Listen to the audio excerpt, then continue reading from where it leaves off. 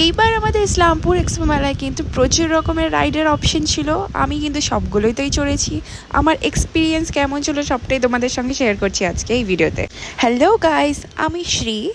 প্রথমে এই মেলাতে এন্ট্রি করে আইসক্রিম খেতে খেতে আমি কিন্তু চলে গিয়েছিলাম মদকা কুয়ার দিকে, যেখানে পার হেড টিকিট পড়েছিল 50 রুপিস। ট্রাস্ট মি গাইস, এখানকার বাইক শো আর কার শো একদম ফাটাফাটি ছিল। আমার তো ভীষণ রকম এক্সাইটিং লাগছিল আর খুব ভালো লাগছিল দেখতে স্টান্টগুলো। ভিডিওটি পছন্দ হলে অবশ্যই লাইক, কমেন্ট, সাবস্ক্রাইব করে দিও। এক্সপো মেলায় ফার্স্ট রাইড শুরু করেছিলাম কিন্তু আমি কলম্বাস বোট দিয়ে। এখানে পার হেড টিকিট নিয়েছিল 80 রুপিস। আমার মতো তোমরাও কিন্তু লাস্টের দিকে 2 বা 3টা সিট যেখানে হয় সেখানে বসতে পারো ভালো এক্সপিরিয়েন্স নেওয়ার জন্য। নেক্সট কিন্তু আমি চলে গিয়েছিলাম জায়েন্ট হুইলের দিকে।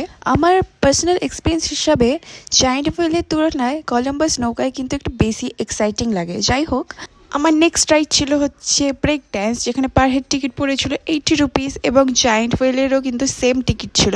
আমার কাছে তো সবচেয়ে ইজিয়েস্ট রাইড হলো ব্রেক ড্যান্স। যাই হোক, নেক্সট কিন্তু আমি চলে গিয়েছিলাম মোস্ট ডেঞ্জারাস রাইডের দিকে, সেটা হচ্ছে সুনামি। এখানে পার হেড টিকিট ছিল 100 রুপিস। কোন রাইডে উঠতে তোমাদের বেশি ভালো লাগে কমেন্ট অবশ্যই জানিও।